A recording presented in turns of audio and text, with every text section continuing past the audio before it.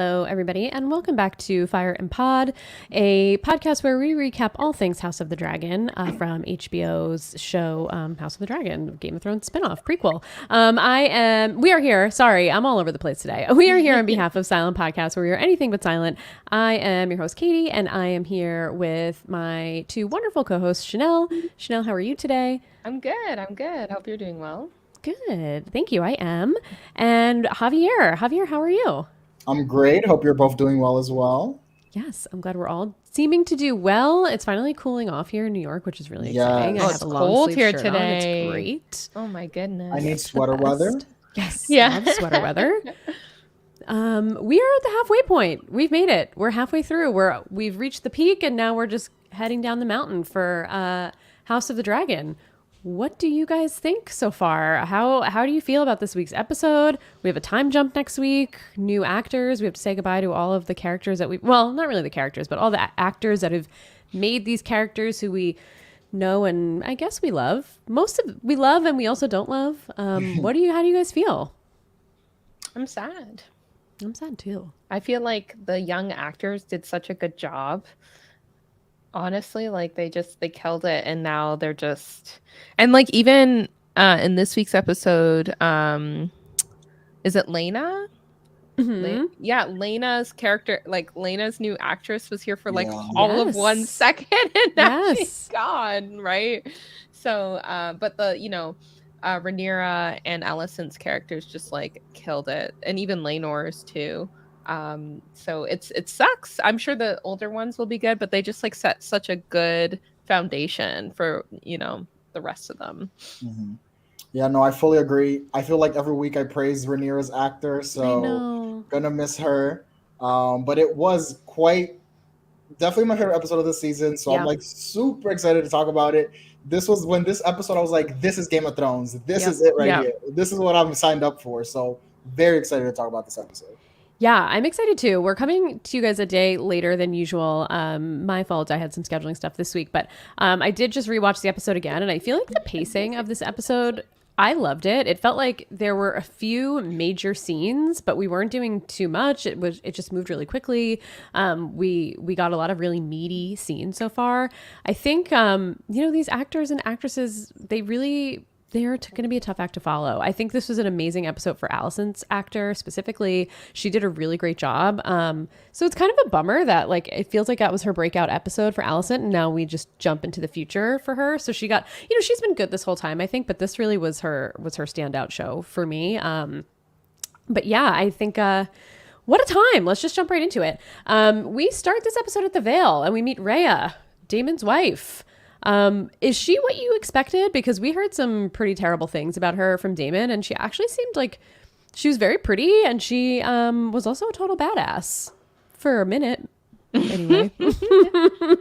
Yeah, she was definitely not what I expected. Yeah, I definitely didn't expect her like that. I don't know what it is with Daemon. Like maybe he just doesn't like that his wife was chosen for him. Probably. And just resents it. Like, I don't know. Yeah, I agree. I did not. I expected someone to be a bit more like, I guess, like she agreed. She was very badass. Like I was expecting someone more meek, for him to be like so mean towards her. But she seems like a cool, badass person. And it sucks we got like 5 minutes of her because I feel like she has some layers to her that we're obviously never going to see anymore. But yeah. Yeah, rough. Shout out to her. Rough time. We barely knew you, but basically. She's out in the Vale. We start off in the episode. We open it up. We kind of don't really know who these people are right away and then she's there with her cousin. I think his name is Gerald. We learn later. And he offers to go riding with her as she goes out to hunt. And she says she would rather ride alone. Doesn't seem like she really likes her cousin very much. She's just like, no, I'm good. Like, leave me alone. He should have gone with her though, because we do see Daemon show up in his Anakin Skywalker best outfit, standing in just, she's on her way back, I guess, to the Castle of the Vale. I apologize for my door slamming in the background. I have my window open. And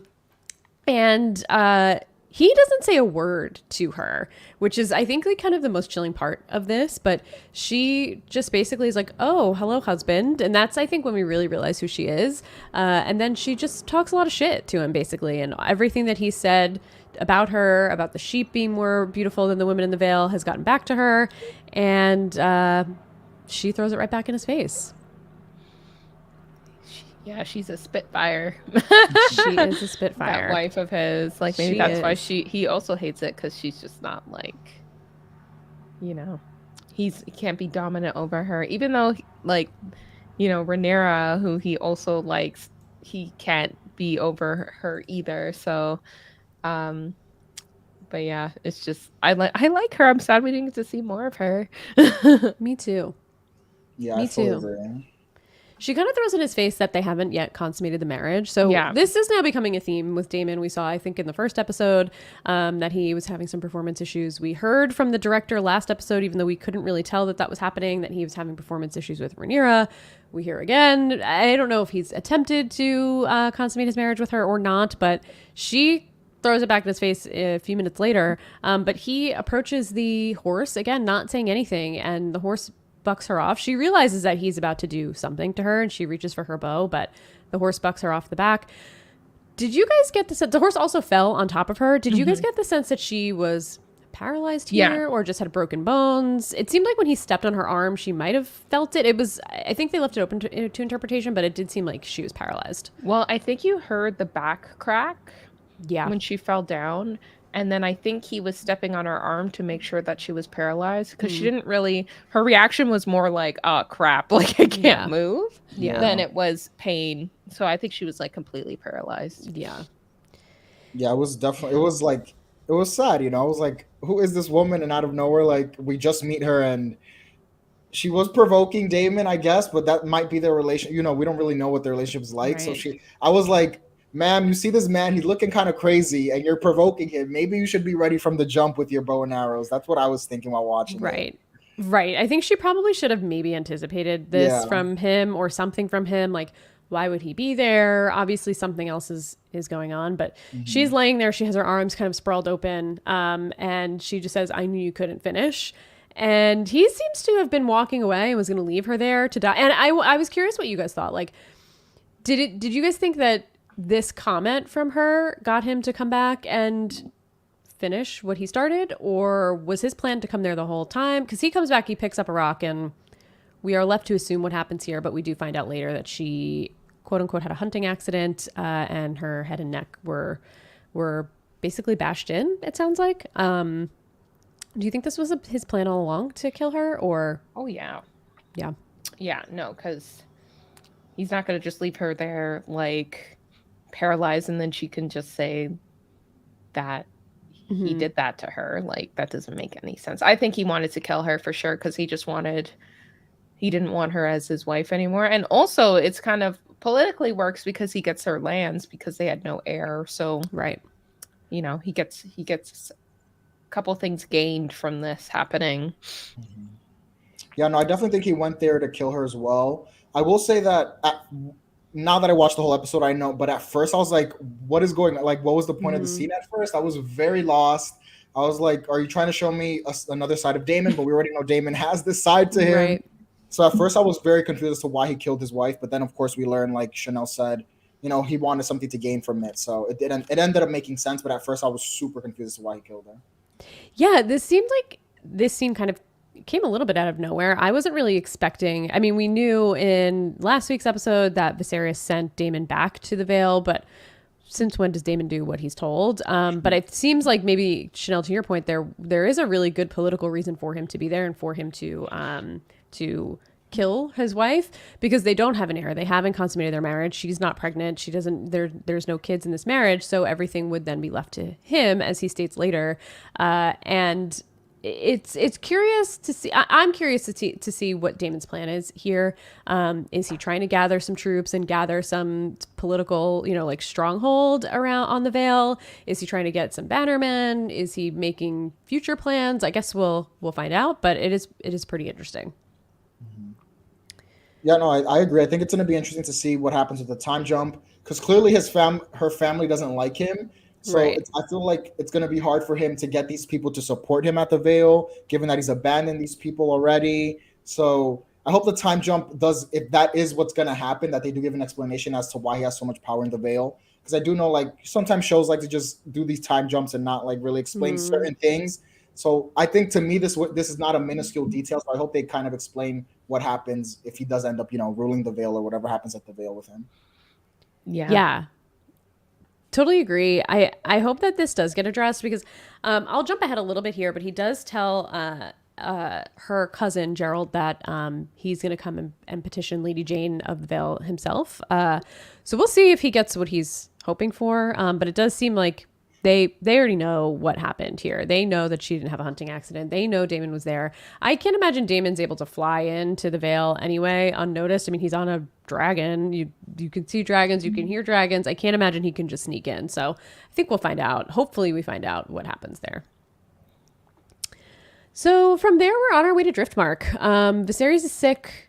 This is a quick scene. We see that he's sick. It's hard to tell if he's just seasick or if he's just sick from whatever is ailing him. But he's got a vomit bucket. He's like, no, I don't need this. But then he vomits over the side anyway. And then we just get a quick look of Rhaenyra kind of giving him a glance of and seeing that he's not doing so well. Rough look for Viserys. He's every episode it seems like we get a little further along in his whatever is going on with him. Not feeling so great about him. Yeah, I know. Well, we'll talk about it later. Yeah. But before we get too deep into what happens at Driftmark, I'm going to jump ahead a little bit to King's Landing. So it's pouring rain at King's Landing, and Otto is getting ready to leave and seemingly head back to the Hightower. And Alicent comes out. She wants a moment with him before he leaves. She doesn't want to see him go. She's upset. She says she believed Rhaenyra. He was like, well, you made your decision. You and the king both chose Rhaenyra. You believed her. And she's like, this maybe was a mistake. Like maybe your information was wrong, but I didn't want this outcome. And he kind of throws it back in her face and is like, well, this is your fault, basically. This is your fault, and it's the king's fault that I'm here. And he's kind of an asshole. But she's like, maybe you shouldn't have been so relentless for wanting Aegon to be heir. And he gives her a pretty good speech here, and he says, listen to me, daughter, the king will die. It may be months or years, but he will not live to be an old man, which we know that he knows Viserys is not doing well. If Rhaenyra succeeds him, war will follow. Do you understand? The realm will not accept her, and to secure her claim, she'll have to put your children to the sword. She'll have no choice. You know it. You're no fool, and yet you choose not to see it. The time is coming, Alicent. Either you prepare Aegon to rule, or you cleave to Rhaenyra and pray for her mercy. Rough. He's basically saying, like, Rhaenyra's going to kill your kids. So you have to either, like, do something about that or just let it happen. You maybe have to beg, or you just have to really take a strong stand here. And he hugs her. She's crying. He leaves. This is a great scene. He's a great actor, the actor who plays Otto. I know we've talked a little bit about him kind of being more along the lines of a Littlefinger. I kind of get a little more of a Varys vibe from him because Varys was very much about protecting the realm. Littlefinger really was about protecting himself and rising to power, but Varys really seemed like he was really, he says it kind of at the end of the show, right? He's like, Daenerys is not good for the realm, like Jon Snow is good for the realm. He's all about protecting the realm. That's kind of what I get from Otto. Like, he wants to restore peace, he wants to do the right thing, he's conniving in getting there, but it does seem like his intentions aren't really to propel himself necessarily to power, or maybe it's a little bit of both. But what did you guys think about this scene? I like the scene. Like you said, the actor is just like really, really amazing. Yeah. I think it triggered something in Alicent here. Like, I think this might be the turning point for her to realize like she has to pick a side, essentially. I don't think like, as much as Rhaenyra is like very like very cutthroat or whatever, like, I don't think she would have done that to the children. I think he's just putting that in her head to like kind of poison her in a way that she'll finally like push for her children to rule versus Rhaenyra. Like, is it possible? Yeah, but I think if she had just aligned with her and she would have let her and the kids just live freely, you know what I mean? So I think he's wrong. I think he's trying to get something out of it. I feel like he's a mix of both Littlefinger and Varys, because Littlefinger, when it came to people he loved, when it was Catelyn or Sansa or whatever, like, he was very protective. He did his stuff, like, he did his thing there. But at the end of the day, he was always behind the scenes, like, trying to get things done. Does he want to protect the realm? I don't know. I don't think he wants to protect the realm at all. I don't think he gives two hecks about the realm. He's just wants his grandchildren in power at this point. So I feel like it may seem like he cares about the realm, but I don't think he cares about the realm whatsoever. Because if he really cared about the realm, you know, he would just, you know, not put his daughter, like, I don't know, he wouldn't put his daughter in that position. Like, that didn't make any sense for the realm. Or, like, say you should like have her marry my grandson or our grandson. Right, like, right. Huh? Like, you know, so yeah, I think he's a little bit more Littlefinger than Varys, honestly. Yeah. You make a lot of points. Yeah, I mean, I fully agree with Chanelle. Chanelle pretty much said what I wanted to say. Sorry. But yes, I definitely agree. Definitely more Littlefinger than Varys. At the end, I feel like because at the end of it, all these things are going to help Otto and his gain. It might not help him become king or anything, but it will give him more influence if it's like Aegon in power, etc. And the second point I wanted to make was, yeah, I agree. Like, I feel like the show is not addressing the fact that at the end of the day, these kids are also Rhaenyra's siblings. And I mentioned this in an episode when we did a podcast or two ago. I mean, we haven't really seen any like relationship between Rhaenyra and Aegon. And I think in the time jump we will, now that Aegon is going to be like a teenager, etc., however old he is. And I think we're going to see a different side to Rhaenyra in the sense that she's going to feel conflicted towards Aegon, but I don't think she would ever hurt Aegon. That's not the vibes that I get from Rhaenyra. So I definitely think Otto's just saying that, you know, just to further manipulate Alicent, and in that sense, you know, further get what he wants, which is Aegon in power. So at the end of the day, I do think he's being more Littlefinger in this instant. Does give me more Littlefinger vibes than Varys. Okay, you guys convinced me. You guys convinced me. Yeah, I agree with everything you guys are saying. I think, yeah, you guys are right. I think this is a really interesting scene to me because, like, obviously he's coming from a place of love to Alicent. Like, it seems like he is concerned about her and the future. But I guess again, we don't know what his motivations really are. And I wonder if, given that we know the time jump is the next episode, are we going to see more of Otto, or is this really going to be the last that we see of him? But I guess we'll find out. In the next scene, though, we do see Larys Strong, who is Lionel Strong's son, standing outside at the Godswood, and the queen is standing at the Godswood tree. She's thinking, he starts talking about this plant that is not native to King's Landing, but it's still thriving. It's native to Braavos. Nature is a very interesting thing. And here is like the peak Littlefinger of it all. This guy, he's a little messy. He basically says to her that, you know, since nobody invites him to speak, he does a lot of listening, and he starts taking in a lot of these things. So he starts giving her gossip, sort of. He says to her that her father is a good man. And she's like, yeah, I mean, this worked out really well for your dad. Basically, your dad's the new hand of the king, Lionel Strong. And he basically says, you know, the matter of your father's departure does feel like a little bit of an injustice. And he says to her, you know, I think you might need some allies. And she's like, I'm the queen. I have tons of allies. But she really is alone here. Like, her father she doesn't have Rhaenyra anymore. The power dynamic with the king is totally off. Who else does she have, right? I don't know that she's super interested in this guy being her ally, but he does say to her, you know, oh, I hope the queen is doing okay, or the princess, because she is, you know, I see she's become unwell. And he tells her about the tea that the Grand Maester brought to her. And I think this is really when it hits Alicent that, okay, Rhaenyra's been lying to me. The king knew, because he says that the king gave the direction to the Grand Maester to bring the tea. And she's pretty much just like, oh, well, she sailed away to Driftmark with the king yesterday. And I think it's all hitting her now, like, oh, the king knew, he didn't tell me the truth. Rhaenyra lied to me. Something obviously happened. I'm alone. My dad's gone. It's my fault because I believed Rhaenyra and I had her back with her father. And now I'm totally in this all by myself. And I'm sure her father's words are resonating with her, because it seems like that scene probably just happened a little while earlier where he's saying Rhaenyra is either going to show you mercy or kill your kids, basically. So now she realizes that she really can't trust Rhaenyra. What do you guys think here? I mean, it's interesting. I find it interesting because I don't really feel like it's necessarily true that Viserys knew what happened with Rhaenyra. I think maybe that could have been a precaution that he took just in case Rhaenyra was lying to him. Like, this was interesting to me that this hit her so hard because, yeah, maybe he was just like, listen, I don't know who's telling me the truth, so just like drink this tea. She's spiraling. Yeah. Yeah. She doesn't know what to believe. She's young too. Like they're what, 18?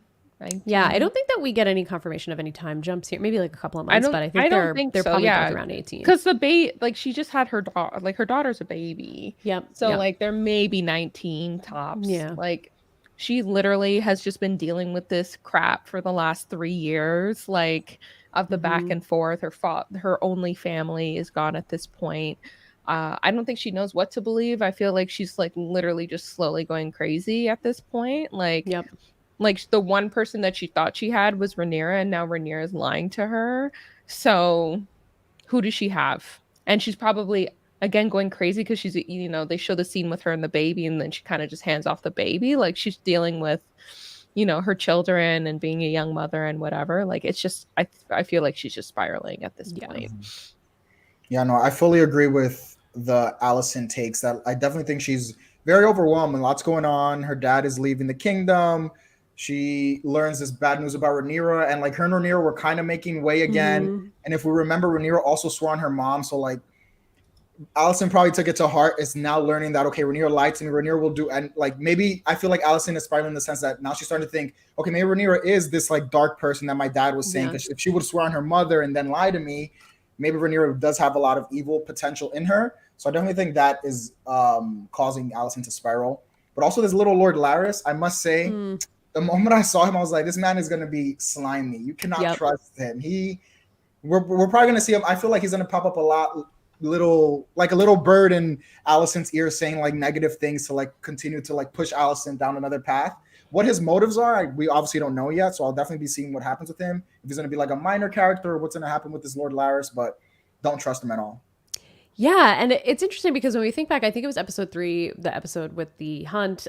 We see him go into, you know, the area where all the women are sitting, and he's just like, "Oh, do you mind if?" And he seems very meek. But I think at that point we probably should have realized that, you know, he's just listening to what's going on. He's listening to the gossip, and now we're seeing him put some of the gossip into action. But it's interesting. I'm really curious to see what his motivation is, especially with his father as the new Hand of the King. Like, is he going to use it to further things for his father? Because his father really does seem like he's a really loyal and noble man. Like he's very different than Otto. Smart.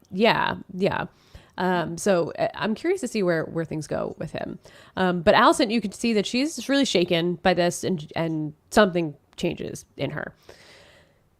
So going back to Driftmark, the king and Rhaenyra have sailed over to Driftmark I'm just going back in my notes to find what I wrote about here.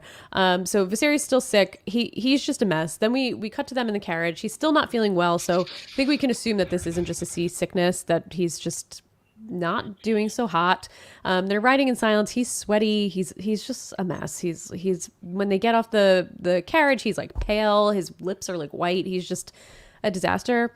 There's no one there to meet him. It's just Laenor and Joffrey, who is, I guess he's a knight or the protector of Laenor. It seems like he's whatever version they have of kind of like the King's Guard. Seems like he's one of their bannermen, maybe. And they're just alone in the front of the castle, just fighting with each other. And they're like, "Oh, hey, like, what's up?" So really not a grand welcome for the king. And Lionel Strong is pissed about this. He's like, "What kind of welcome is this for the king? Like, no one's here to greet us. Like, this is ridiculous." And Laena comes out with Corlys's brother, and they greet the king. And Lionel is like, what are you guys doing here? And she's like, "Oh, you know, my father's been away and he's just resting. So come inside and we'll meet in the throne room in the hall." They come in, they speak in the hall. The king is kind of like, let's just get this over with. And Rhaenys, then we finally see Rhaenys. She comes out. She gives the king a really warm welcome, and she grabs his hand, and she's like, "Oh, cousin."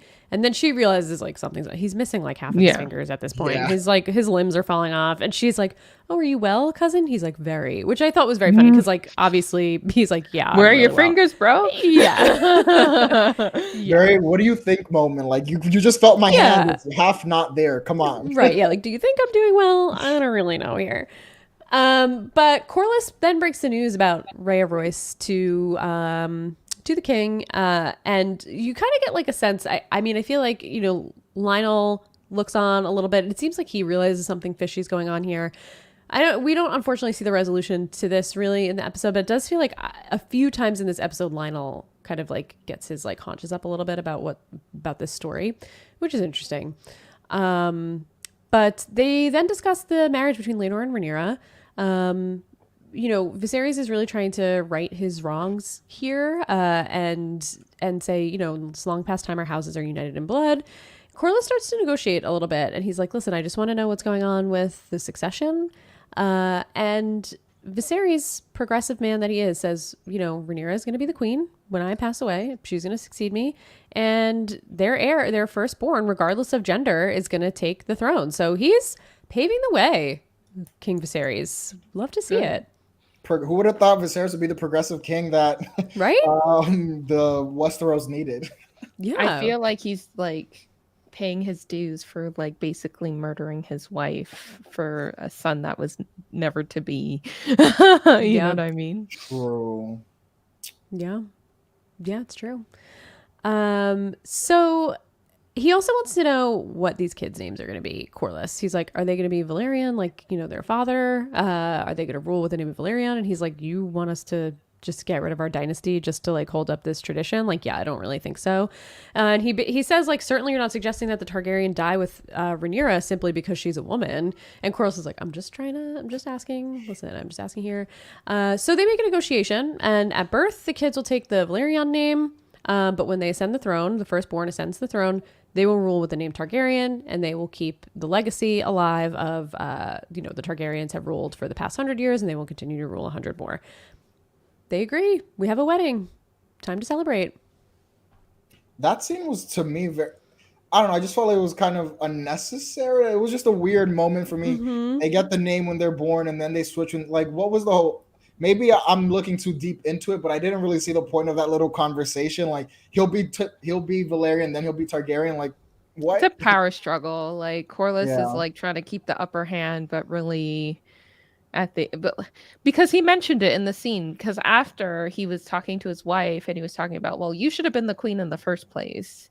Mm-hmm. Right. So he's still holding on to that. So I think he was just trying to get, you know, their power play in there by adding the name and everything like that. But, you know, I think it was a good compromise, honestly. Yeah.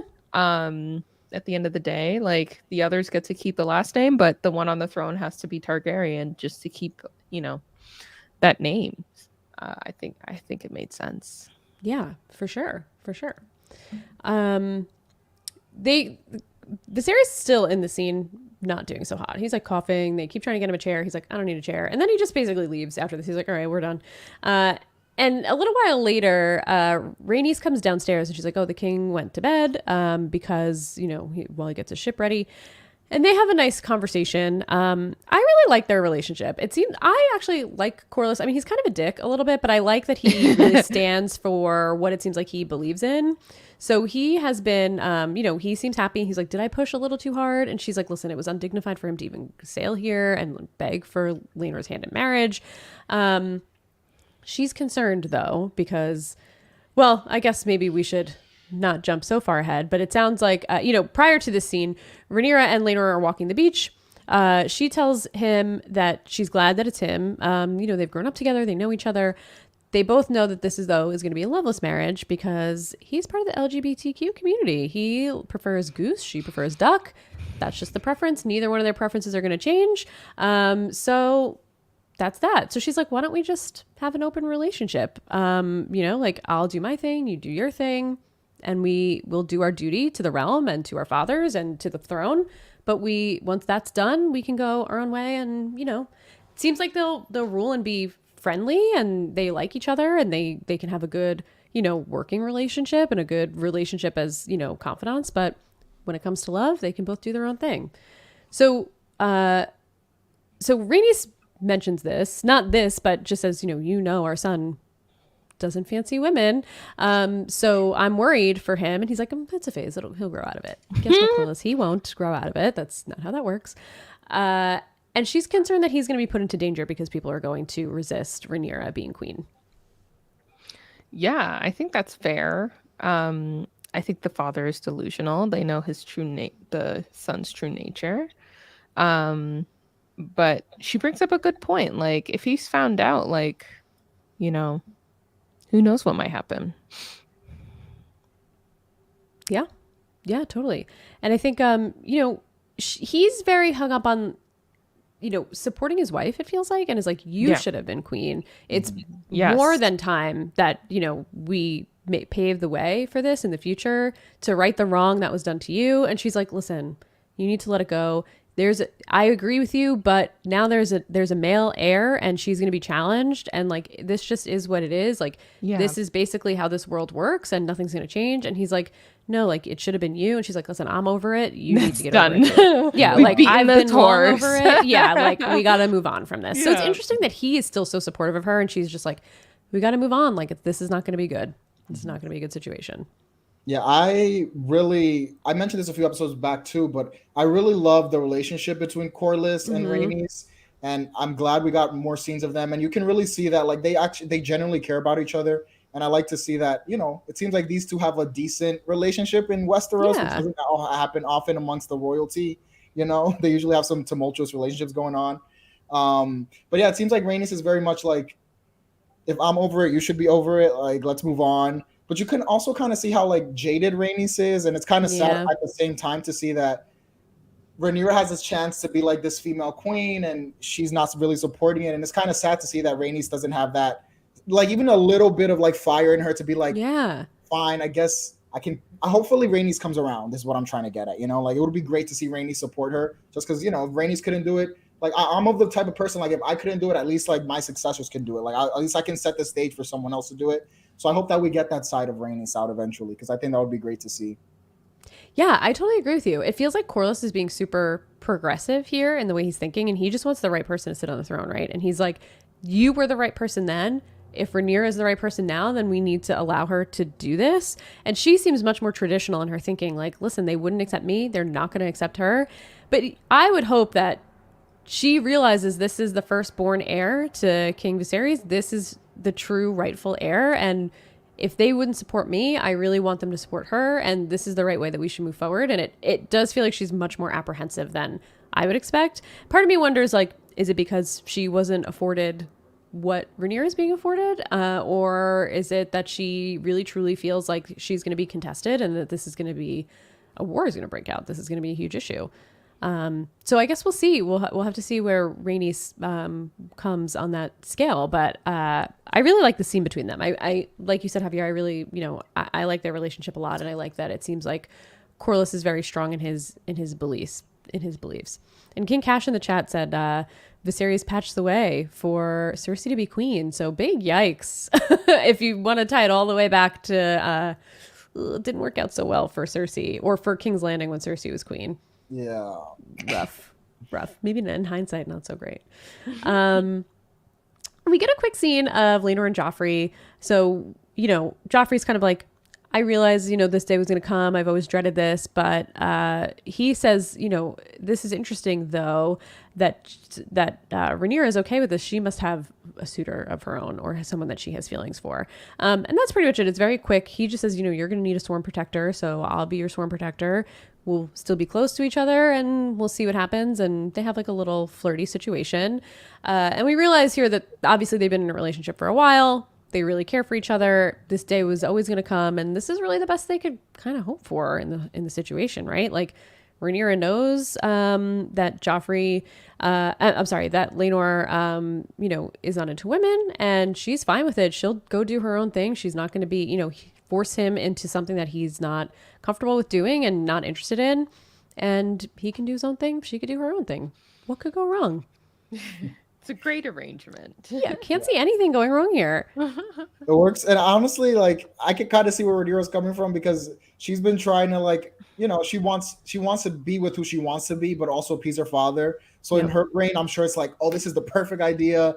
I'm going to do what the realm wants. I'm going to marry Valerian Strong, blah, blah, blah. But also, like, on the side, me and Cole are going to have a great time. So it's fine. Yeah, Rhaenyra, it's interesting.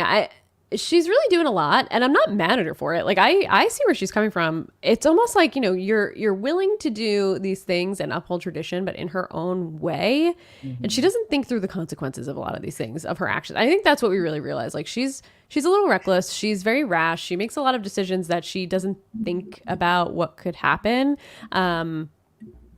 Yeah, I mean, I don't know what the birth control situation is in King's Landing, but it doesn't seem great. So like, what's gonna happen? Maybe we'll find out. I don't really know. But yeah, it just doesn't seem like this is a great idea. I mean, in theory, yeah, it's great. They should be able to do whatever they want. They shouldn't even have to be in this arranged marriage to begin with. So they may as well be with who they really want to be with. But in execution, maybe not going to work the way that we would hope it would, or that they would hope it would. And we see that very quickly. We do see it very quickly in a few different ways. We see, right after this scene, we see everybody sailing back to King's Landing. Rhaenyra is on, I don't know if it's the bow or whatever part of whatever. She's standing on the ship, and Kristen Cole comes out. He's not in his armor, and he's got like butterflies in his eyes, and he has this great idea, and is like, "I needed to see you. Let's just run away together. Screw the throne. We'll go to Essos. We'll explore, where all the oranges and the spices come from, and we can be free, and we'll get married, and we'll love each other, and it'll be amazing. We can live. No one will even know who we are. We'll be nameless." Which, like, dude, she has like glowing blonde hair. How could she be nameless? First of all, she's clearly a Targaryen. This is a choice from Kristen Cole. I want to know what you guys think about this before we even get to how Rhaenyra responds. But like, he's crazy. He is crazy. He should know she wants the throne. Hello. Right. Yeah, this was one of the points in the episode where I was like, hold on, what's going on here? Like, first of all, this coming from Sir Kristen Cole, who seems to be like, I feel like he's like an older person. Like, I would think he'd have a bit more understanding of how the world works. And I would think he would understand Rhaenyra a little bit more than to think that Rhaenyra would want to run away into basically hiding and like live this like fairy tale life in hiding with him. You would think that he would know Rhaenyra better than that. So yeah, it was very interesting to see this side of Kristen Cole's character. But then I guess I remember that Sir Cole is, he has never had sex with anyone besides Rhaenyra, so maybe this is why he like has been so smitten with Rhaenyra. So I guess maybe that might be why he's a little naive, because this is the first woman he's ever laid with. So maybe that's why he's like falling in like love almost so quickly. So maybe that's why he's acting this like, in my opinion, insane way. But that's the only explanation I can have. Yeah. Talk about a spiral. We talked about Allison spiraling. This guy is spiraling. Maybe he just realizes that she's gonna get married, and maybe she'll like lose interest in him or not want to be with him, or something like that. Yeah, it's interesting because he says, in this conversation, he's like, "This isn't you. You have said this whole time. I've known you for years that you don't want to be just sold off." And it's kind of like, yeah, she can say that all she wants, but she still knows she's gonna do it. Yeah, like she knows what her duty is, especially as heir. She was named the heir. What do you think she's gonna do? She's gonna be like, I don't think I'm gonna be queen. I'm the only Targaryen left. Well, I guess not really anymore because there are the two kids. But like, I was my father's sworn heir. It's just me, my dad, my mom passed away, but I'm just going to bounce with you and we'll go to Essos and we'll check out some spices. Like, I don't get it. See, GP in the chat says Cole was tripping. No one's running away with you to be poor. Oranges, don't you the feast we have on the regular. Right. Like, it's like, what are we thinking here? So she pretty much shuts him down. She's like, I'm going to leave you for some spices. Like, I'm gonna ditch the crown. And he basically says to her, like, leave the crown. And she's like, I am the crown. And I thought that was a great line from her. She is the crown. Like, Aegon the Conqueror came and conquered the Seven Kingdoms. She's just gonna give that all. She has a reputation to uphold. He really expects her to leave all of this behind just because they had sex one time, and now he like can't get over it. Yeah, exactly. It's kind of like giving incel vibes to me a little bit. No, I agree. I was I wrote, first of all, in this scene, I wrote Rhaenyra was basically calling Sir Cole like a professional side piece. Like, yeah, I'll have you on the side forever. Don't worry about it. I won't forget about you.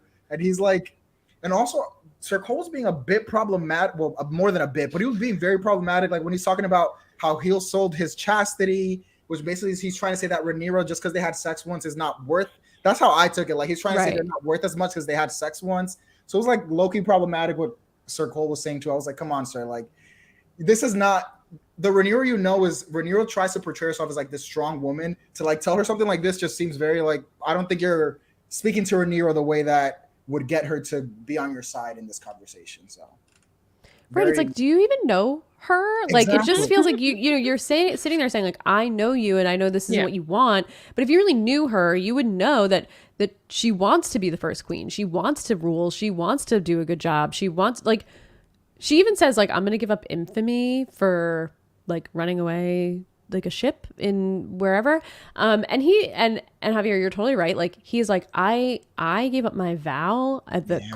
My white cloak was all I had, and like I gave it up for you, and I've been dealing with the guilt of this. So I thought maybe if I married you, this would be worth it. It's like, dude, maybe she initiated, but like you went for it. It took 45 minutes at least to take that armor off. Like you could have changed your mind at any damn time. You came in the room. So like, come on, give me a break. This was really weird. This was really weird. Really weird. Mess. Yeah. Big mess. Definitely.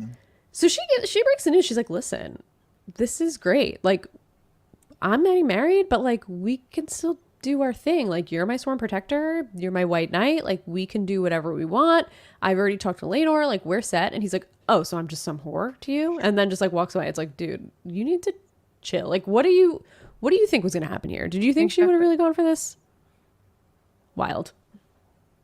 Naive, totally wild. Man. Very naive. Very naive. Very naive. Yeah, rough look for a guy, Kristen. I was supporting Kristen up until this point. I really did like him. Same. He seemed like a really nice guy. Yes. Even the first time I watched this episode, I think it really hit me when I watched it again tonight. But I was like, well, that was weird. But like maybe he just like really loves her. But now I'm just like, no, I think this is really just a way for him to like live with his like mistake, and he feels like he needs to marry her now. I don't know. The whole thing is a disaster. Mm-hmm. They get back to King's Landing. Alicent is standing on a balcony, and the king is like stumbling out of this carriage, and they're like, "Get the leeches!" And it's like, all right, I don't know that the leeches are really working, but they're calling for the leeches. She goes inside, and someone is telling Kristen Cole, you're being summoned, and he's like, "I just dropped Rhaenyra off like 2 seconds ago," and they're like, "No, the queen." So he's like, "Oh shit!" So he goes in, and he's just. This is just really not a good episode for Kristen Cole, obviously, with the way that it ends. But like even here, she's questioning him because she's like, listen, I know you're close to Rhaenyra, and I really need to ask you a question. Like it's private, but like the night that Daemon came back, like did something happen? And he's just like, yeah, I fucked her. Okay. Like, listen, I did it. And she's like, whoa, I was not. First of all, like ask the question you want to know the answer to. Okay. Use your words. Yeah, well, like say like, did something happen with Daemon? Did you see her and Daemon? Like you're beating around the bush here, and then he's just like panicking, like he's caught, but like you really weren't caught, dude. You didn't have to say anything. Oh, what a mess! What a total mess! And she is shocked. She's just like, oh shit, that's like not what I expected. And he's like, oh yeah, I mean she initiated it, but like I still did it. So like please, whatever you do, like I know I made a huge mistake. You owe me nothing, but just don't torture me, just kill me. And she's just like, okay, well, I just wanted to know if she had sex with her uncle. Like, that's really all I was asking. Yeah, that was so messy. This whole situation is a disaster. I was literally cracking up. I wrote, Sir Cole literally sung like a bird. Like, he just, like, let it all out. Like, let someone ask you the question before you freaking confess to things that no one probably knew. And honestly, like, how would anyone know that they had that sex that one time? It was just them there. No one probably would know that if he didn't like just blurt it out for no reason. Yeah, this was a bad showing again for Kristen Cole.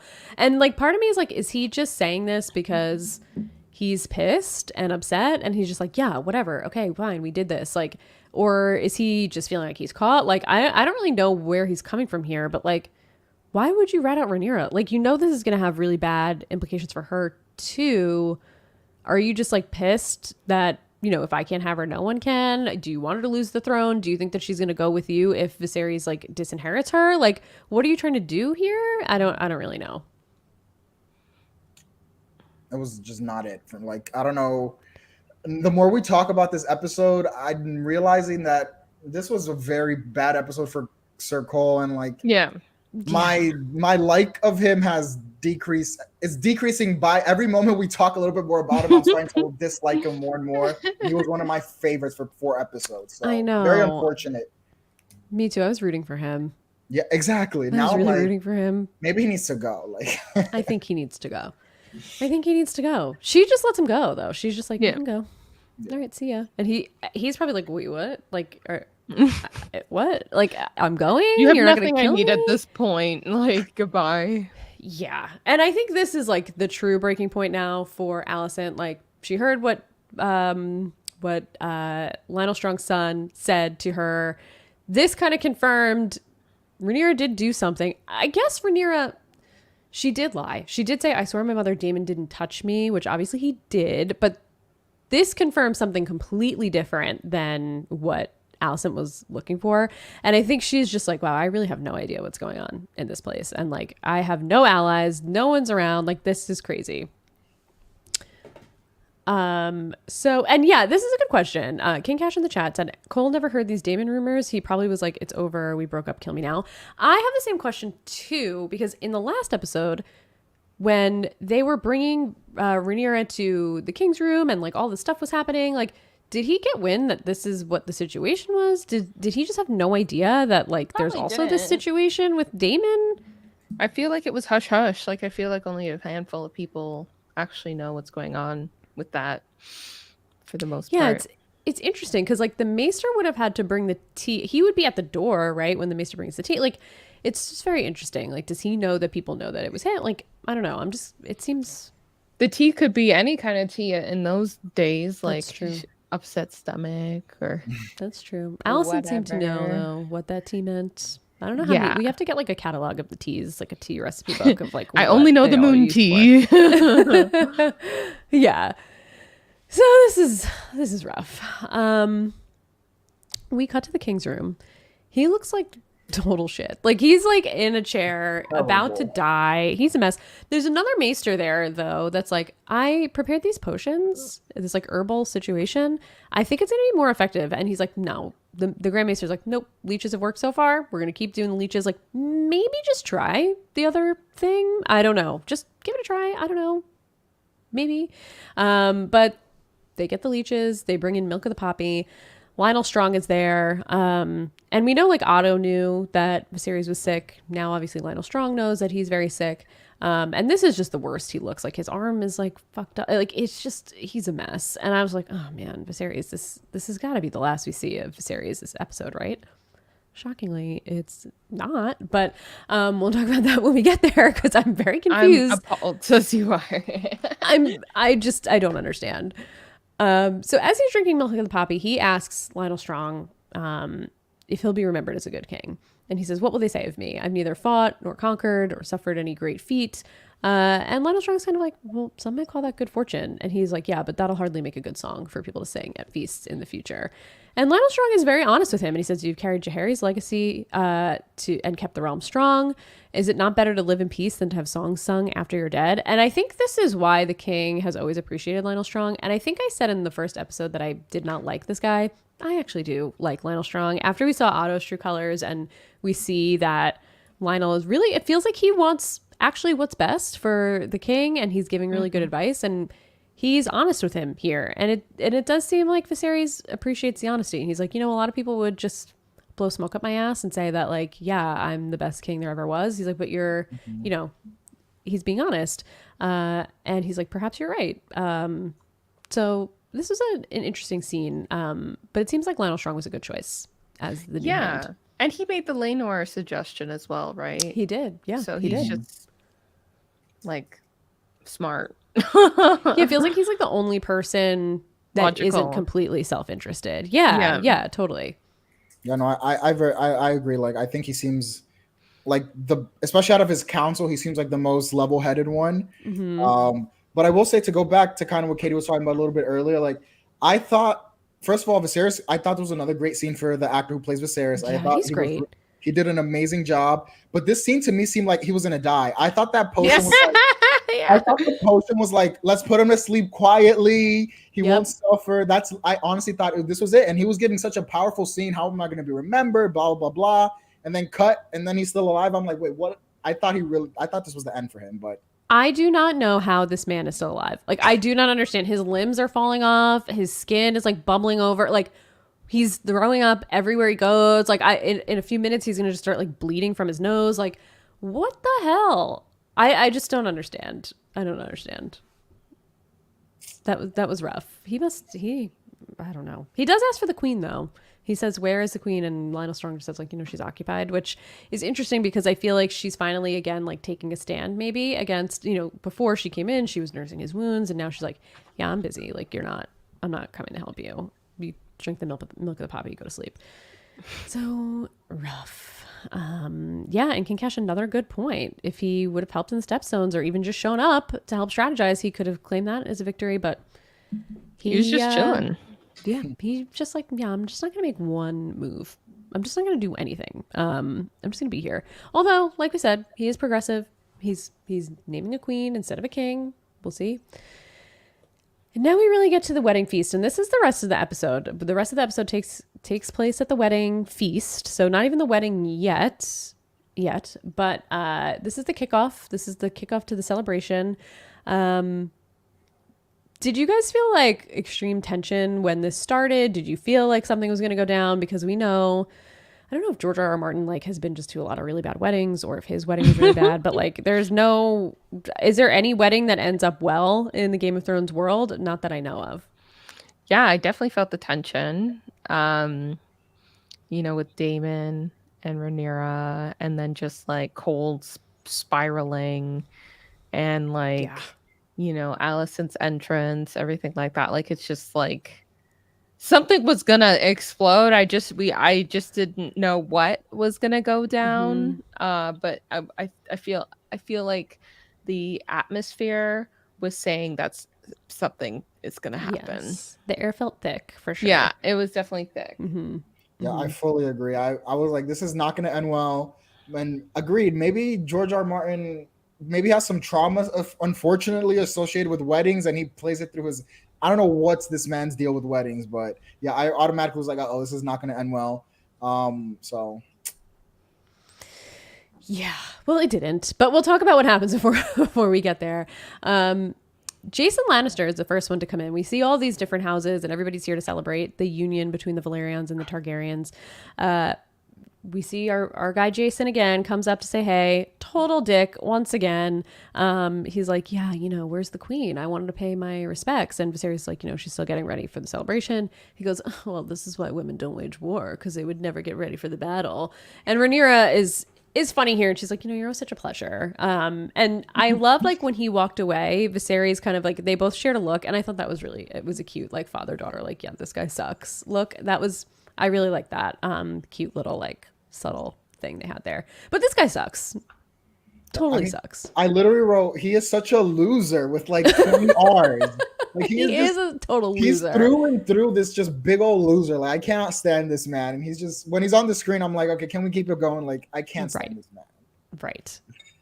Part of me is like, what part is he gonna play moving forward? Because like we keep seeing him, and he's just like, is he there just to be like a douche in the background, or is there a reason that he's here? Who knows? I'm sure we'll find out. But total Lannister vibes too. Like the Lannisters suck. Like they're total asshole. I do like Tywin Lannister. I find him very interesting. And Tyrion, is Tyrion. But questions I think too. Even if he is truly a Lannister, if he was from the Mad King's seed, perhaps. I know there's some conspiracy theories about that. So who knows? But yeah, this guy is like Lannister through and through. Then Gerald Royce comes up and he says, I'm here. Hey, how's it going? And they're paying him respects about Lady Rhea, and the Valerians. Then they come in as he's speaking to Rhaenyra and Viserys, and they really are rolling deep. They have like a huge group. They had a very cool entrance. We just see all these people with their silver, I guess it's like silver blonde hair coming in, and they just looked very cool, very regal. They just seemed like a very powerful and cool family. So their entrance was very cool to me. Yeah, they all are very good looking. Yeah, very good looking. Very good looking. Lena has become a full-grown woman in the course of 2 episodes. She Help? was like literally a little girl, and now she's like a beautiful adult woman. But Allison and Rhaenyra have stayed exactly the same. Make it make sense? I don't really know. I don't know. Help. But okay. Yeah. No, I literally wrote like she looks gorgeous. First of all, they fixed her wig. Thank God she has a nice the wig child's now. wig was awful. They did. Terrible. They did fix her wig. They Y'all, did. you guys was got money? What is the wig budget? Like, what are you Right. doing with this money? Better wigs. Yes, I'm sure. Like, because now that she was an adult, the adult actress was like, "Y'all not gonna have me looking up crazy." Yeah, on the no. set." No. Like No. the little girl, she was probably like, "Okay, I'm on set," but the girl, she was like, Yeah, "Mm-mm." I'm in one scene, so like, Yeah. She needs a better Literally. agent, that little Yeah. girl. Someone needs to have her back in whatever else she acts in, because that was I hope not they give her a great. bonus just for that wig. The trauma from wearing that wig needs a bonus for that poor girl. Right. Exactly. Speaking of budget, I'm going to jump way back, but Javier, I thought about you and I wanted to ask you, what did you think about the CGI on the ship? Because I thought that looked fake as hell. Terrible. Fake as hell. I wrote it down. I did not mention it, but it was terrible. I was like, So it's bad. legit. It was It's so bad. I'm so glad you brought it up. Thank you, Katie. I'm so Yes. glad I'm As crazy. I missed it. I wrote it down too. And I was like, this looks so fake. But then we started talking about the budget. So I was like, oh my God, wait, let me go back to this because it looked so bad. Like the water looked real, but that ship looked like it was totally fake. Like, I mean, mess. But I will say they did do a good part since we're moving back to a few more CGIs, and I forgot to mention this earlier. In the beach scene with Rhaenyra and Lord Linder, that scene looked really good. Like the panning, the zooming, the lighting. I was like, okay, now they have some budget here, I guess. But yes, so I guess they cancel each other out. One good scene and one shit scene. So yeah, that ship that was like really bad. I mean, it was like really shitty. Terrible. Something to work on for season 2. So they come in, it's Rhaenyra greets Laenor and they're both like, oh, my betrothed. And they sit down and they have a really nice, entrance. And then we see freaking Daemon walk in. What are you doing here, Daemon? You were banished away, never to be in the king's sight again. And then you just stroll on in as if you're invited. Just walks in as if nothing happened. Like, hey, I'm here for my niece's wedding. Viserys looks pissed that he's even there, but they give him a chair. He's able to sit down at the table. I mean, like, what are we doing, Viserys? Why are you even letting this man here? Like, I don't understand. His brother. Yeah, he needs to move. Like, he needs to move on from this. And he knows he killed his wife. So he's like, yeah. I mean, everybody's been alluding to that this whole episode. They're like, oh, very strange because she's a seasoned rider and hunter. Like, yeah. Like she wouldn't have let anyone kill her. It must have been someone who knew her, who was able to get her guard down. So they were definitely hinting at that a lot. Yeah. But no, just go ahead. Just take a seat at the table. Pull on up, enjoy the feast. The king starts his speech. He stands up. He starts to welcome everybody. He's saying, it's about time that we're joining these 2 houses. Alicent, though, interrupts the speech, stands at the door in a stunning green dress, gorgeous, takes all the attention out of the room, walks in, interrupting the king's speech. Like, this is a ballsy move. The king is literally giving a toast and talking about his daughter and the wedding and the succession of the crown. And no, I'm going to choose now to walk in my gorgeous green, beautiful outfit. She really, I think, steps into her power here and is like very strong. Like, she looks like she's captivating when she walks in the room, and she truly steals all of the attention away from the king. So this is really interesting. And then we see Lionel Strong's 2 sons, and what is the son's name? Is Clubfoot and Breakbones? Is that their names? I have no idea. Something like that. I don't know. Breakbones, I think, is the knight. He's like supposed to be the best knight in the. I don't know. Maybe I'm making those 2 names up, but I think there's something like that. And they say to each other, like, the beacon on Hightower. Do you know what color it glows when Old Town calls its banner to war? And they say it's green. So Alicent is really showing where her loyalties are, and it is with her family, the Hightowers of Old Town. She's taking it back. She's taking the power back. She realizes that these Targaryens they do not have her back. She is alone, and she needs to show where her loyalties lie, and they lie with her family and her house and her father. And she's really making that known as she walks through. She's almost declaring war, like a silent war almost, which is really interesting. Yeah. It's I guess we'll get into it like later in the season, but like this, I think this is her making her stand. She's wearing the green. It's like her side, the green side versus the Targaryen side, which is the black side. Yeah. So she's laying it down now. Like I think this is her foothold into, what's going to happen in the time jump and all that kind of stuff. But yeah, the green is a big statement. It's kind of very similar to when like kind of Cersei was like, I'm going full out Lannister. Like I don't care if I'm Baratheon, and she was wearing all the reds and the golds and changing a bunch of the reds and the golds, even though technically her children are Baratheon. But it's the stance, like straight up, that they have my back. This is my family. Like I want to bring back my power for the most part. That's where her loyalty lied. Her loyalty lied with the Lannisters, and Alicent's loyalty lies with the Hightowers, and she's really making that known. Yeah, big foreshadowing energy. But I will say, I mean, we do know what happens in Game of Thrones, and there's no high towers in Game of Thrones, so we can kind of guess how this is going to go for Alicent. I don't think that's a spoiler that's not a spoiler because I haven't read the books, but we know what happened. There's no high towers in Game of Thrones. That's all I'm gonna say. So yeah, that's true. We will see what happens here. In a few minutes, she does also greet her uncle, and she's like, "Thank you for coming." And they were like, "We were afraid that you would kind of like shrivel in the sun of King's Landing with your father gone, but you're really standing strong, and we have your back." So they're basically saying like, "We got you. Whatever you need, like." You're with us, we're with you, like we have you, which again like almost feels like it's like they're ready to go to war with this ruling family that conquered the Seven Kingdoms and created Westeros essentially. I don't know if that's a good idea, but they have dragons, you guys. I'm just saying, like, they have dragons, you guys don't. Maybe just don't. Rough. What a mess.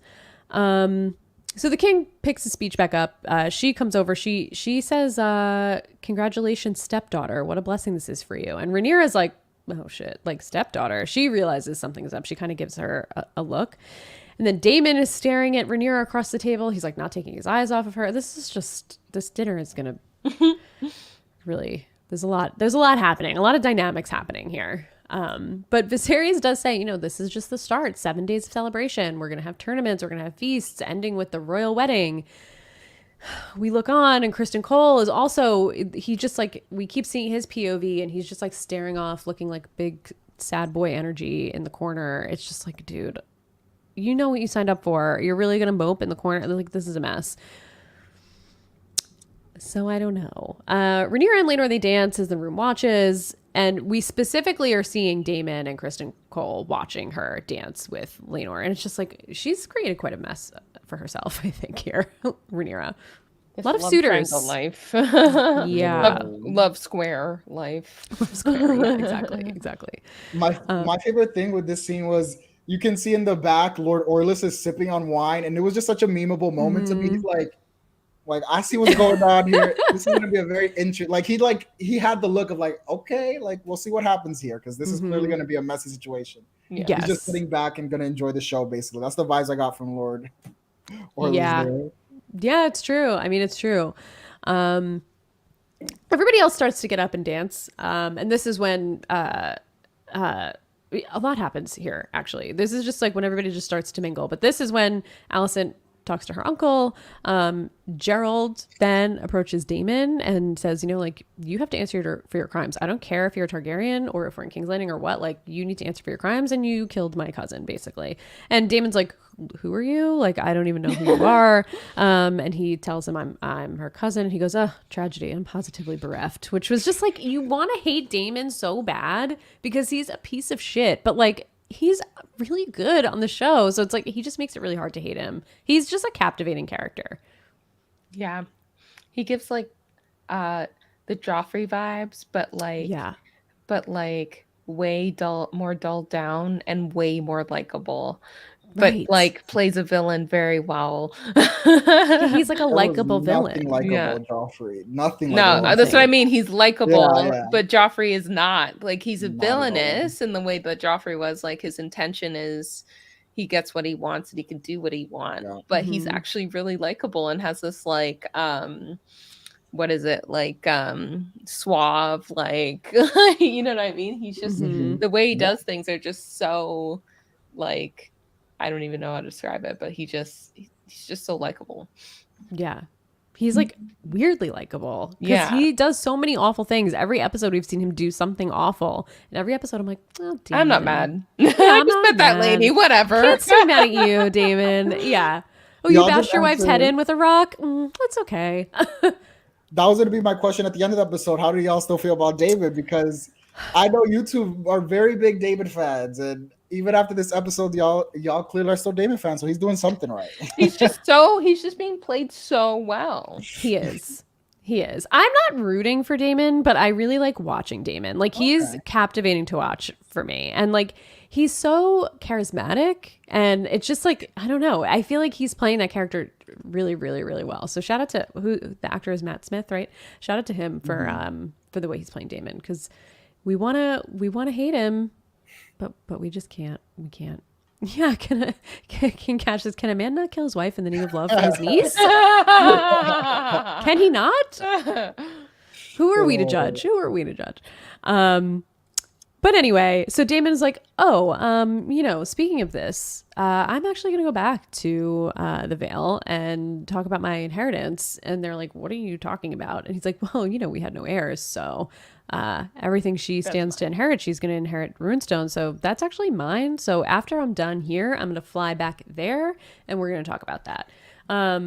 So this is a mess. And Viserys and Lionel Strong are listening. They're like right there, and you can see them listening to this conversation. They clearly know Damon's up to something, that he probably murdered his wife, and now he's trying to claim Runestone. What are they going to do about it? I don't really know, but they're onto it. They're watching, they're listening. They definitely know.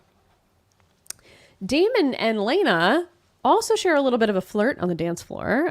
She's just like, oh, hey, like, and, she seems into him, and he's just like, oh, I'm bad news. And she's like, yeah, we'll see.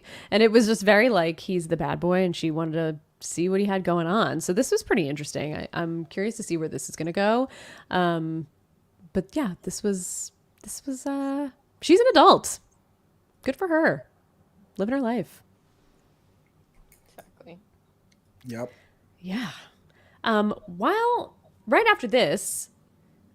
this is happening, really, Joffrey is talking to Laenor, and he realizes, oh, I see who Rhaenyra's situationship is. Kristen Cole, and he says is fully cunt struck by Rhaenyra, which I thought was an interesting term to use, fully cunt struck. But Joffrey was like, no, this is a good thing. Like, she knows your secrets, and now you know hers. Like, we have a leg to stand on here. So he approaches Kristen Cole and introduces himself and is like, I'm deeply invested in this union, and so are you. And I know your secret, you know mine, and it's really in our best interest to protect these secrets, because it'll keep the people that we love safe, and it'll basically keep each other safe. And Kristen is like, who are you, and why are you talking to me? And then I think from here he gets a little upset, as we come to find out. But this was a really bad move from Joffrey. Yeah, I'm not sure why he felt like he should just walk up to someone, and this person's spiraling already. So like, this is not the move. This was like really bold. Like, you're celebrating your boyfriend's wedding. Like, maybe just wait until all of this is over and approach this in a little bit more of a diplomatic way, or just don't say anything at all. Like, let Laenor handle it. Like, you don't need to get involved with this dude. Like, this was a bad move. Did you two feel like, I don't know, to me this was a moment of a very, like, how does this man know that Sir Cole and her are like hooking up? Like, it felt very premature to have this conversation. At first I was like, wait, how do these two know that they're, how, like, I don't know if you all didn't get that vibe, but I was like, what's going on here? Like, why does he know this about Sir Cole? So Yeah, I guess like Kristen Cole is just staring off and like his eyes are just following Rhaenyra around the room, and he looks like a sad puppy, so he assumes. But I think in the beginning too, when he was like, obviously someone, she's got someone, you've got someone, we just have to find out who it is. And I think he's like, I figured it out. Look at this guy. Look at him. But it still is a pretty big assumption. Like, you still don't know, and you're approaching this man that you don't even know and making this really bold, like, you're kind of like blackmailing him a little bit. And it's like, you don't even know this guy. I don't know. That seemed like a really bad decision. I And mean, he's it also- clearly was, as we find Yeah. out. But I mean, maybe you should have just waited. And he's also like really problematic, and he's outing Lenore. Like Lenore is not out as this in gay. Like God forbid, Sir Cole is not who he thinks. You know what I'm saying? Like this could have gone. I mean, it did go Right. terribly, but it could have gone even worse for for Lenore. You know what I'm saying? Like it's Right. just very bad move on all parts by Joffrey. Another Joffrey messing up. Another Joffrey. I know we can't trust a Joffrey in this Exactly. world. We just can't. Yeah, this was just terrible. I mean, he was even like speaking like full volume, and even later it's like, dude, can you stop? Like, what are you doing? And yeah, this was a huge miscalculation from our guy Joffrey here. While though this is happening, Daemon is approaching Rhaenyra on the dance floor. And things get a little steamy really quickly. They start speaking to each other in High Valyrian. He cuts in and he's like, this isn't you. Like, you don't want this. This guy's going to bore you. He's a great guy and he's noble. But yeah, like, this is going to bore you. This is not what you want. And Viserys is like looking on, trying to like keep his eye on what's going on in the crowd. I thought this was like honestly kind of funny from Viserys. Maybe it wasn't meant to be, but he was like, what the fuck is going on? And he was like looking, peeking, and then he's just like cutting his chicken, like he's like about to cut the rest of his fingers off. He's like, I don't know what he's mangling this chicken, really angrily eating. It was just very funny to me. I don't know if it was meant to be, but I found it very funny. I did too, Katie. Don't worry. Okay, like, good. I'm glad. Because he's like really cutting into this Yes, chicken. and it's like he can't even keep the knife straight. It's like Yes. flopping all over the place. Yeah, he was I a agree. mess. I don't think it was meant to be comedic, but I agree with you. I was also like, this is really funny to me. Yes, it was very funny. And she's like, okay, well, I thought it was you who said, marriage is just a political arrangement, basically. And he's just like, this is going to bore you. This isn't for you. She's like, okay, then take me. Like, you're armed, right? Take your sword and cut through my father's king guard. Take me to be your wife and take me to Dragonstone and we'll rule, whatever. And he's like grabbing her. It looks like they're about to like make out in the middle of the dance floor. Like, guys, what are we doing here? And then we hear a scream. Viserys is like peeking around, like, what is he like about to make out with my daughter? Like, didn't I kick him out for this? And then we hear a scream. People are falling all over the place. Rhaenyra gets shoved. Chaos ensues. And it's just Sir Criston Cole beating the living shit out of Joffrey in the middle of the floor. Oh, okay, no big deal. Nothing to see here. What the fuck? He even punches Laenor in the face. Laenor pushes him off, and then he just punches Laenor right in the face, which I didn't notice the first time I watched. I just noticed on this rewatch I just did. What is this man doing? Rhaenyra's in danger. She's getting shoved. Lionel Strong. Everybody's looking on, by the way. The king doesn't say like, hey, stop. What are you guys doing? He's like, no one is coming in with like any sense of authority here. They're just letting it happen. Corlys is just standing there. Lionel Strong like gestures to his son to go like save Rhaenyra. Why isn't anybody doing anything? Why is everybody just letting this happen? It's so bizarre. Yeah, there was no sense of urgency. Yeah, Nothing. No one was concerned. No one tried to stop Sir Cole. Like, it was very much like, okay, fine. He wants to go wild on Joffrey, and then let him do what he wants to do. It was very. Maybe they're just both very unimportant. Honestly. Yeah. I guess. But even still, like, he's ruining the night. Like, he's ruining the celebration, and they're all just ruining like, the wedding. what, right? Like, what the hell's going on? Oh, there's just a man getting beaten to death. Like, his face is becoming mush in the middle of the floor. They do that. Oh, no big deal. That No big guy deal. stabbed that other guy in that one episode. Like, it happens. Whatever. What are you gonna do? Right. Yeah, it's weird. Even the rest of the Kingsguard wasn't like, what the fuck are you doing? Like, no one. Whatever. It was weird. Yeah. Christian And then, Cole like, just snapped.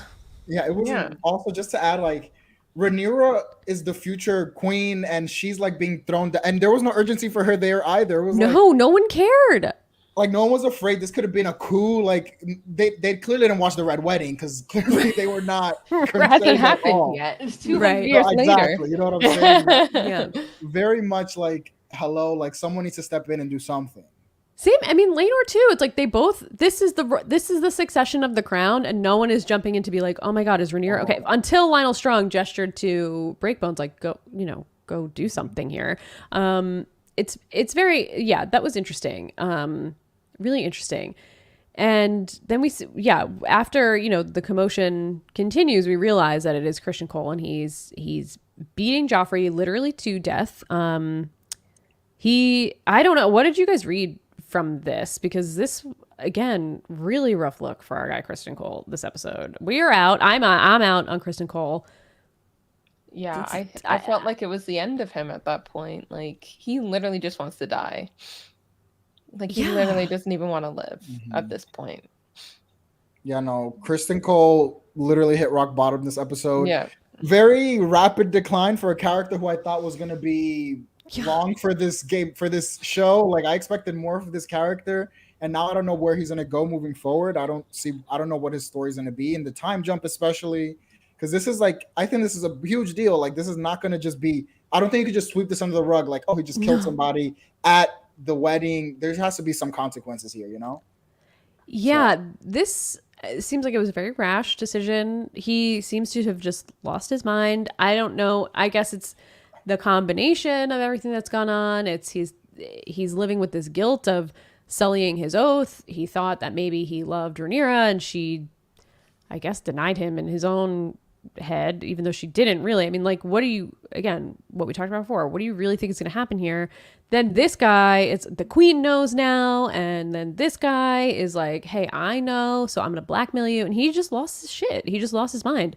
Poor Laenor, though. This is horrible. I mean, everybody clears out. This is the other thing. Everyone just leaves. Everyone's just like, well, I guess celebration's over. There's a dead guy on the floor. Like, no one's... It's just very weird. The reaction to this is so strange. Yeah. Poor Laenor, though, sobbing, crying, realizes what happened. This poor guy. I mean, this really sucks for him. Really sad. And Sir Cole, like, it was gruesome. It was a gruesome killing. Like, he dismembered this guy's brains. It was when they pan. I didn't think they would pan to it, but when they panned to it, I was like, "Oh shoot, this is." Yeah, that made my stomach turn. Yeah, that was a lot. Intense. Yeah, it was a lot. That was a lot. Yeah, poor Laenor. Feel really bad. His sobs were very, very sad sobs. And then we have a very rash, very, very quick wedding. Seemingly the same night. The puddle of blood is still on the floor. Like, they couldn't even clean up the blood off the floor to have this wedding. It was very intimate, small with the family. The queen was not there because she was outside, because Kristen Cole was at the Godswood and putting his sword down, putting his cloak down, getting ready to take his own life. He probably sees no way out of this. He's like, okay, this is the end for me. Like, I ruined my life. Rhaenyra ruined his life, maybe in his own mind. I don't know if he's blaming her or not. And he's about to stab himself in the stomach and take his own life until the queen just says, like, Sir Kristen, and stops him. So we'll see what happens there. But she stopped him from doing it. And then we see a very small wedding. Poor Laenor is still crying. Like, this is like, even it looks like Rhaenyra is crying. Like, everybody's upset. This is not a happy occasion. They kiss on the cheek, and then Viserys passes out. So it's a great day. I thought he was dead. I was like, oh, Viserys is dead. Like, he's definitely dead here. But then we see him in the fucking preview in 10 years time or whatever, however many years ahead this is, and he's still alive. Like, first of all, how could they have ruined this cliffhanger for us? Why did they not let us just think he was dead and surprise us in the next episode? Why would they show us? Yeah, that's stupid as hell. That was very bad on their end. Yeah, I don't understand it. You didn't have to show him in the preview. Right, like, we didn't need to see that. We could have just seen, like, the adult actors. Like, I just don't, why would they? But I'm also shocked, like, how this man is on death's door. How is he still alive? He's coughing up blood. At least 10 years ahead.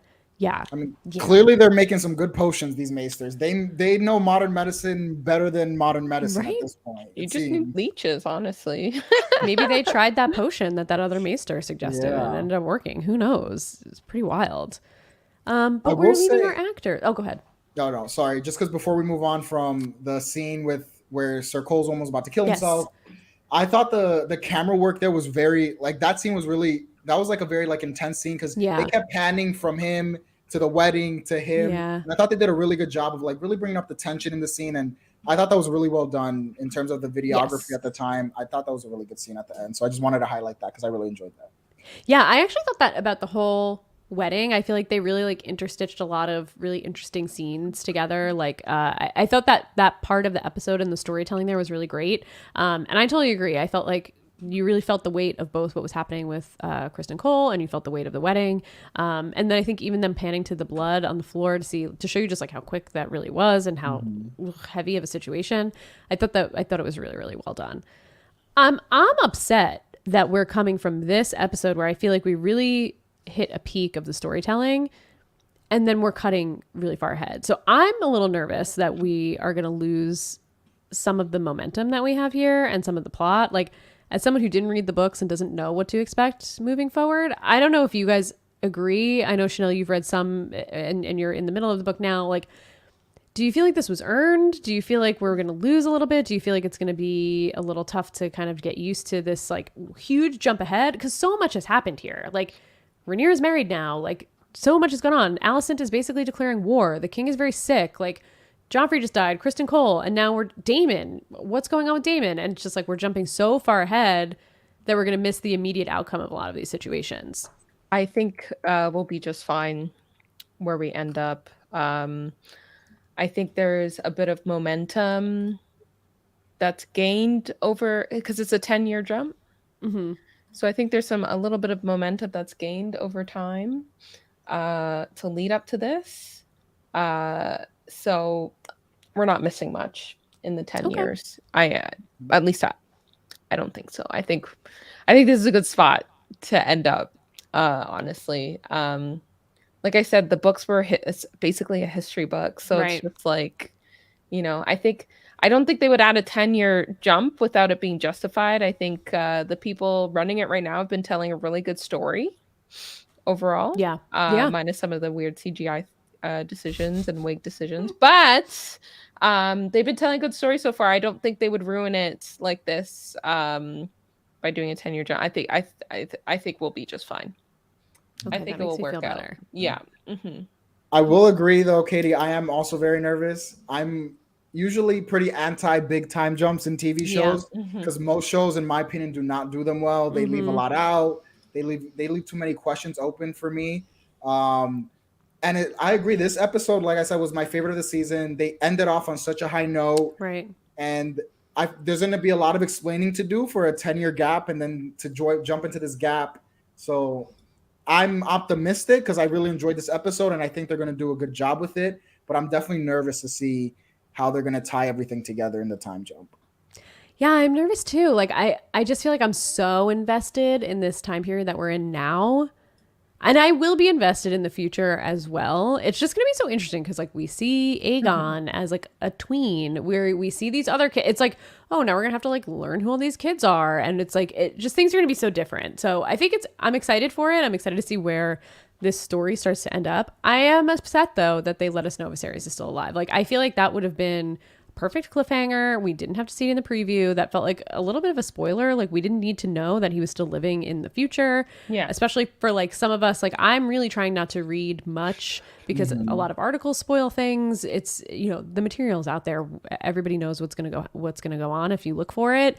So for someone like me who just expected like, oh, this is it for him, to see him in the preview, I was like, what? How does this guy? So that was a little bit of a questionable decision in my opinion from the production team, but we'll see where it goes. I'm open-minded. Obviously, I'm really enjoying where we've been so far. So we have some stuff to look forward to next week.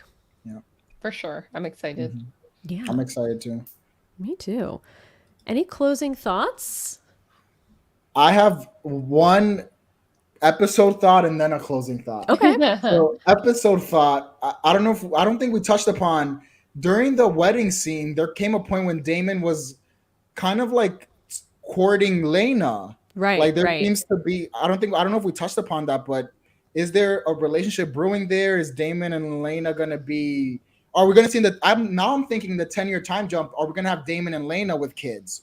I don't know. Like they could do that. I don't know. So I'm Could very. Daemon do that? You can see next episode. It's also in the preview. It was in the preview? Man. There was some stuff with her in the preview. Yeah. There was like a lot of jumping around in the preview. But they did allude to some things. Again, I'm unspoiled, so I don't know what to expect. Yeah. But yeah, Javier, I'm with you. I talked about it a little bit with her kind of like being intrigued by him. Yeah. And he was kind of like, oh, just get to know me. And it just seemed like, they had like this interesting like flirt on the dance floor. But I guess we'll see what happens. Yeah, I'm excited for the next episode. Yeah. It makes me sad in the sense that like I really like Lena and I kind of don't want her with Damon. I want to see her more of her. And if she's with Damon, I don't know if things are going to end well for her, but we'll see what happens. It'll be a new Lena anyway at this point, True. Right? So, wow, Fair. 3 Lenas. 3 Lena. 3 Lenas. 3 Lena, Very 6 episodes. That's crazy.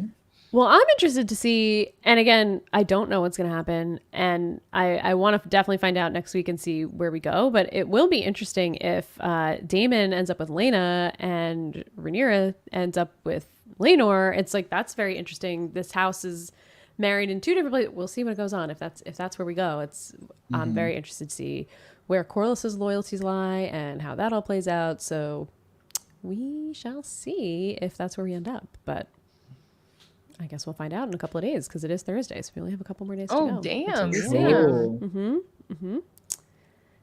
And what was your closing episode thought? Oh, so closing episode thought, when we came into the episode, I was saying I really enjoyed this episode. I thought it was great. And I think on a first watch, it was great. Like, it was super high-packed, super intensity, a lot of moving forward with the story. But as we started to delve into, like, especially with Sir Criston Cole, yeah, as we talk more about the episode, I started to notice a lot of things that to me were kind of like unfortunate storytelling moments. I think they did a really, in my opinion, a poor job of handling Sir Criston Cole. And it makes me really sad because I like this character. And I feel like it was too rapid of a decline for a character who I thought was going to have a much brighter future in the show. Yeah. And they also introduced Joffrey too and then killed him off. So what's going to happen with this Laenor gay storyline? So it's just those 2 things that when I was watching the episode for the first time, I was just like, oh, this is a great episode.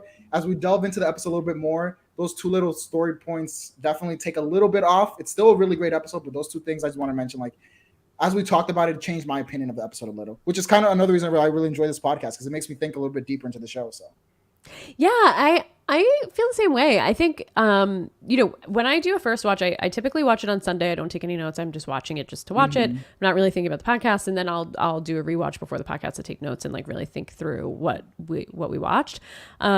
And I think I enjoyed it more on the first watch. I didn't dislike it on my second watch, but I do agree. Like, there are a lot of still open questions that I don't feel like were explained to me with Joffrey and like what his motivations were. Like, yeah, he wants to protect Laenor, but like he was totally reckless in that situation. And I know there's a quote out there from George R.R. Martin that talks about how like there's really nobody that we could root for in this show. Like, everybody's kind of gray. But I kind of was like, well, we have Criston Cole. Like, yeah, everybody else, like Rhaenyra, she has her moments. We root for her, but, she makes a lot of questionable decisions. Daemon, we know. Viserys, he's not a great king, but he seems like a nice guy. Like, there's a black and white to everybody. That's why everybody is a little bit gray in this show. But I think, I at least thought Criston Cole was going to be like, well, this is like our knight, like he's our honorable knight. Nope. Big no. And it felt like maybe they did want to hit us with that shock factor, but it was totally shocking. It was totally shocking to me. But you're right. It did feel like it was a really fast heel turn for him, for sure. Chanelle, any closing thoughts from you? Any last points? No. I think I liked the episode. I think a lot went down. I think they told just enough context for us to move on to next week. I am again sad that the young actors and actresses are leaving us, but I'm very excited for the older ones to come in and carry it on. So yeah, I'm stoked. I did not mind this episode whatsoever. Do we know if we're getting a new Criston Cole? I mean, obviously, I'm assuming that he's still in the show. I have no idea. Interesting. All right, I guess we'll see. Shout out to Millie Alcock, though. She plays Rhaenyra, young Rhaenyra, and she's done an incredible job this whole time. She's been really, really great. Agree. Yeah. And Allison, I unfortunately don't remember the name of Allison's actor, but I feel like I said in the beginning of the episode, this felt like it was the breakout episode for her. So I'm just bummed that like we got this one really great Allison episode and then we're leaving her in the past and we're moving on to future Allison. But they've done great. It's sad that, I think a lot of the original series was us like growing with the actors and the characters. So it's kind of a bummer that we're going to lose these characters that like really introduced us, but I have faith. I have faith in the casting. I think we'll grow to love the older actors too. So we'll have to see. Mm-hmm. Agreed. Well, cool. Well, this was a fun one, you guys. Chanelle, where can everyone find you? We'll start closing out and do our plugs. Yeah, so y'all can find me on Twitch, Twitter, TikTok at CoderGirlChan.